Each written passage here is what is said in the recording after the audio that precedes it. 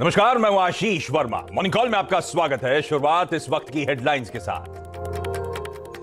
Global बाजारों से आज बेहतर है संकेत। ज्यादातर एशियाई मार्केट्स ऊपर, डाउ फ्यूचर्स में बढ़त, एसजीएक्स निफ्टी फ्लैट। कल अमेरिका में रही थी मामूली कमजोरी।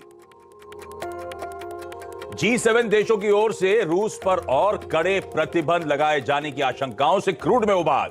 भाव $116 प्रति बैरल के पार। ONGC, ऑयल इंडिया, HOEC जैसी अपस्ट्रीम ऑयल कंपनीज पर रखे नजर। भारतीय मेटल कंपनियों पर मूडीज का बुलिश मूड। टाटा स्टील का आउटलुक स्टेबल से बढ़ाकर पॉजिटिव किया। वहीं JSW स्टील की कॉर्पोरेट फैमिली रेटिंग BA2 से बढ़ाकर BA1 की। और आज जीएसटी काउंसिल की 2 दिनों की अहम बैठक। आज से कैसीनो और ऑनलाइन गेमिंग पर 28% जीएसटी संभव। होटल और टूरिज्म सेक्टर को राहत संभव। वहीं एलईडी और लेदर आइटम्स पर बढ़ सकती है जीएसटी।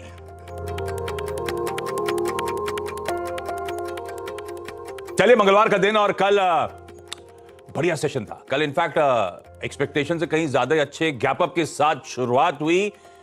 उसके बाद मोमेंटम पकड़ता हुआ भारतीय बाजार नजर आया। आपकी स्क्रीन्स पर फाइनली जाते जाते 3/4% से ज्यादा का उछाल नजर आएगा। ठीक है, मार्केट्स पे ये व्यू एसजीएक्स निफ्टी दिखाइएगा जरा प्लीज। फ्लैट ओपनिंग के इंडिकेशंस आते हुए एशियाई पैक दिखाइएगा। लार्जली एशिया बेहतर परफॉर्म करता हुआ। और कल का फिर उसके बाद यूएस मार्केट्स दिखाइएगा। यूएस मार्केट्स में कल जैसा फ्यूचर्स इंडिकेट करते हरे और लाल के बीच में कल दिन भर घूमते हुए नजर आए थे, वैसे ही कल एक्चुअल सेशन भी पैन आउट हुआ। हरे और लाल के बीच में घूमते हुए फाइनली 1/4 से 1/3% की हल्की कमजोरी के साथ बंद हुई। ये कमजोरी क्यों आई? क्योंकि फ्राइडे को बहुत तगड़े मूव्स के बाद मोटा मोटी कह लीजिए कल एक कंसोलिडेशन का दिन था। हाँ, आज सुबह के जो यूएस के फ्यूचर्स हैं वो इस समय 1/4 से 1/3% मजबूती के साथ ट्रेड कर रहे हैं। फ्यूचर्स मजबूत हैं, लार्जली एशिया ग्रीन है और एसजीएक्स इस समय फ्लैट ओपनिंग के इंडिकेशंस देता हुआ। तो एक मोटा मोटी कंसोलिडेशन का दौर कल से आज के बीच में इस समय ग्लोबल इक्विटीज में नजर आ रहा है। बहुत अच्छे लास्ट वीक के ट्रैक्शन, बहुत अच्छे लास्ट वीक के मोमेंटम के बाद। तो मूड है कैसा आज का? नीरज जी बगल में बैठे हैं, ये आपको बताएंगे। बहेती साहब इस हफ्ते हम लोग की मदद कर रहे हैं, तो उनसे आज फिर जानेंगे कैसे निफ्टी बैंक पे स्ट्रेटेजाइज किया जाए। और हर्षदा बताएंगे आपको आज की तमाम इंपॉर्टेंट स्टॉक्स से न्यूज। नीरज जी, मूड कैसा आज सुबह के लिए? कंसोलिडेशन टाइप हुआ ना, यही मानो? कंसोलिडेशन, या ये कहूँ कि मैं बायर्स दूर रहे और सेलर्स बहुत बुरी तरह से डरे हुए हैं, इसलिए आए नहीं। लेकिन मार्केट का जो सेंटिमेंट है वो नेगेटिव साइड में। क्यों नेगेटिव साइड में है? देखिए, कल मार्केट एकदम फ्लैट सा या थोड़ा सा नीचे जाके बंद हुआ ना, 50-60 पॉइंट वो गिरा। कल 2 घटनाएं हो रही थी। एक घटना हो रही थी G7 की मीटिंग जो जर्मनी में थी, उसमें सारे दिग्गज नेता मौजूद थे। दूसरी मीटिंग हो रही थी IEA की, इंटरनेशनल एनर्जी एडमिनिस्ट्रेशन की। और तीसरी मीटिंग जो चल रही थी वो ओपेक की थी। तो इन तीनों मीटिंग्स से जो निकल के आ रहा था, मार्केट वैसे बिहेव कर रहा था। सबसे ज़्यादा जो G7 की बैठक हो रही थी उसमें हो रहा था, उसमें रशिया को और कैसे दबाया जाए, कैसे उससे तेल के दाम कम कराए जाएं, कैसे भारत और चीन को इस बात के लिए राज़ी किया जाए कि वो कम इंपोर्ट करें। ये सारी चर्चाएं वहाँ चल रही थी, इसीलिए क्रूड 116-17 पे पहुँच गया फिर से।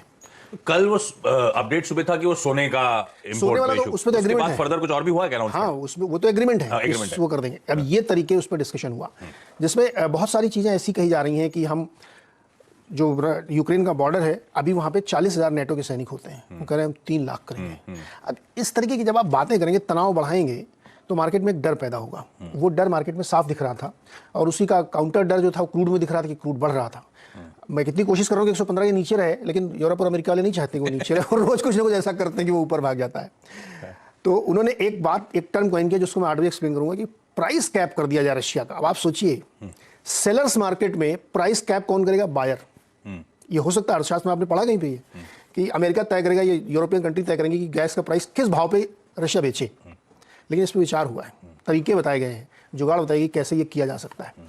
तो उसमें एक व्यू ये है कि अगर ऐसा किया गया कि किसी तरीके से उसके क्रूड के प्राइस को कैप करेंगे आप, तो कैटास्ट्रॉफिक उसका इम्पैक्ट होगा। पूरी दुनिया में तबाही हो जाएगी, $200 तेल हो जाएगा। क्योंकि वो जो अननेचुरल तरीका है वो आप कर नहीं सकते हैं कि आपका तेल में निकलने नहीं दूंगा, इंश्योरेंस बढ़ा दूंगा, इंश्योरेंस दूंगा नहीं। आपको याद होगा अभी भारत ने रजिस्ट्रेशन दिया था 80 शिप्स को, क्योंकि वो फाइनल सिक्योरिटी शिप्स दे नहीं रहे थे, उन्होंने बंद कर दिया, नहीं दिया तो भारत ने दिया फिर। तो ऐसे ऐसे तूफानी अफलातूनी उपायों पर विचार किया जा रहा है, इसलिए क्रूड भाग रहा है। अगर वो इम्प्लीमेंटेशन में आते हैं आगे तो उसमें बहुत दिक्कत हो जाएगी। तो मुझे लगता है ये सारे कारण थे जिससे मार्केट एक डरा सहमा था, वो चला नहीं। अच्छी खबर लेकिन एक ये है कि वहाँ डिविडेंड की झड़ी लग गई है। मैंने आपसे कहा था ना, स्ट्रेस टेस्ट सब पास कर गए, तो गोल्डमैन सैक्स, Wells Fargo, Morgan Stanley, JP Morgan सब 20-20, 25-25% डिविडेंड बढ़ा रहे हैं और कुछ तो बाईबैक की भी तैयारी कर रहे हैं। दुनिया ऐसे ही है, ये हमें हमारे भी खूब बायबैक हो रहे हैं, खूब चल रहा है कैसे ना कैसे सपोर्ट करने की कोशिश है प्राइस की। ठीक है, एक और अच्छा डेवलपमेंट है जिसको आगे एक्सप्लेन करेंगे। ईरान और यूएस की वो वापस बातचीत दोहा में आज से बैठक शुरू हो रही है। हालांकि वो इनडायरेक्ट है, कोट एंड कोट इनडायरेक्ट का मतलब होता है कि इनफॉर्मल शब्द ठीक नहीं है, लेकिन वो सीधे सीधे फैसले वाली बातचीत नहीं होगी, लेकिन बातचीत उसी दिशा में होगी कि वो सैंक्शंस कैसे हटाए जाएं। तो ये एक बड़ा पॉजिटिव है। पिछली बार भी हुई थी, कुछ निकल के नहीं आया था, ठंडा पड़ गया था इस बार फिर कुछ, उसके बाद तो फिर ईरान ने और ज्यादा अपनी शक्ति बढ़ दी थी, कैमरे हटा दी थी, आपको बताया था मैंने। ओके तो देखते हैं अभी क्या निकलता है, लेकिन बहुत कुछ हो रहा है यूएस दुनिया भर में, बहुत कुछ हो रहा है। इस पे ये हो गया, हेड्स अप मिल गया। हेड्स अप है। अब डिटेल में चर्चा 8 बजे हम लोग करेंगे, और क्या क्या हो रहा है और बाकी मीटिंग्स में क्या आउटकम आ रहे हैं, क्या तैयारी हो रही है, क्यों डरे घबराए हुए हैं ग्लोबली इक्विटी मार्केट्स, इस पर चर्चा आगे। लेकिन बहेती साहब से जान लिया जाए आज के इस बाजार में स्ट्रेटेजाइज कैसे करेंगे। कल बहेती साहब एक गैप अप के बाद, वो एक्सपेक्टेशन से ज्यादा बेहतर गैप अप, उसके बाद वो सस्टेन नहीं हुआ, फिर भी कहने के लिए वो जो एक दायरा था उसके लोअर एंड पे जाके भारतीय बाजार कल बंद होते हुए नजर आए। बहेती साहब कैसे अप्रोच करेंगे आज? एक कंसोलिडेशन टाइप मूड माहौल लग रहा है ग्लोबली भी, और एसजीएक्स निफ्टी भी वैसे ही कुछ इंडिकेट कर रहा है। Good morning Ashish ji, good morning Neeraj ji, good morning everyone. जी, जैसे कल गैप अप हुआ, गैप सस्टेन नहीं हुआ, तो हमने ये कल सुबह भी डिस्कस किया था कि गैप को चेज नहीं करना है। बट एक चीज़ पॉजिटिव हुई कि निफ्टी अपने 20 डेमा और बैंक निफ्टी दोनों अपने 20 डेमा के काफ़ी पास आकर क्लोज दिए, और एक राउंडिंग बॉटम जैसा फॉर्मेशन निफ्टी में एक बनने के लिए तैयार हो चुका है, ऑलमोस्ट बन चुका है राउंडिंग बॉटम फॉर्मेशन जिसे हम बोलते हैं। तो which is a positive sign. तो हमें लगता है कि यहाँ से एक तेज़ी की तरफ ट्रेड बनाया जा सकता है निफ्टी में, by keeping stop loss of 15,730, और निफ्टी के लिए जो टारगेट्स निकल कर आ रहे हैं 15,960 तक के। 16,000 एक काफ़ी अहम रेजिस्टेंस लेवल के तौर पे काम करेगा निफ्टी के, जिस हिसाब से 86 लाख कॉल राइटर्स खड़े हैं। नीचे की तरफ अगर मैं बात करूं तो 15,700 एक सपोर्ट जोन बना हुआ है निफ्टी के लिए, तो एक वो रेंज देखने मिलेगा। अगर 16,000 के पार निकलता है और कॉल राइटर्स अपने पोजीशंस क्लोज करते हैं तो एक और तेजी देखने मिल सकती है निफ्टी में। सिमिलरली अगर बैंक निफ्टी की बात करूं तो यहाँ पे जो स्ट्रक्चर बनाया 34,000 पे काफी बड़ा एक रेजिस्टेंस जोन खड़ा है, लेकिन सिर्फ 200 पॉइंट बैंक निफ्टी दूर है। तो एक अटेम्प्ट कल भी हमने देखा था कि 34,000 को टेक ओवर करने के लिए किया था, बट वो फेल हो गया।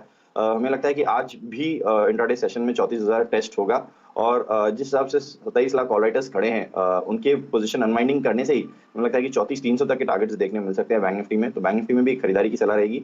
जो स्टॉप लॉस मेंटेन करना है वो 33,500 का, थोड़े से रेंजेस बड़े हैं बैंक निफ्टी में।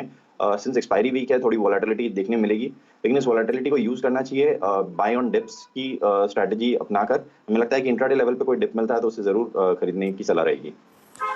तो मतलब ये फ्लैट ओपनिंग बाय नहीं करोगे आप कह रहे हो डिप में खरीदारी। आपका कंफर्ट किन जोन्स पर है बहेती साहब निफ्टी के लिए? आशीष जी, फ्लैट ओपनिंग भी बाय की जा सकती है, थोड़ा सा गैप डाउन भी हो सकता है ओपनिंग में, जिस हिसाब से हमें लग रहा है कि 15,800 के करीब भी अगर मार्केट मिलता है तो जरूर एक अच्छा जोन है। 15,760 के करीब एक स्टॉप लॉस मेंटेन करना है, और उसको बाय किया 730 के करीब एक स्टॉप लॉस मेंटेन करना है, और उसे बाय किया जा सकता है दोनों निफ्टी एंड बैंक निफ्टी में। परफेक्ट। तो ये फ्लैट ओपनिंग, हल्की कमजोरी, मौके होंगे दरअसल फिर से भारतीय बाजारों में एंट्री पाने के। मन तेजी का है बहेती साहब का। निफ्टी पे वो 960 का टारगेट है, और निफ्टी बैंक 34,000 को री अटेम्प्ट करने की, उस लेवल्स को ब्रीच करने के लिए फिर से कोशिश करता हुआ नजर आएगा। तो खरीदने के मौके, लेवल्स नोट डाउन करिएगा।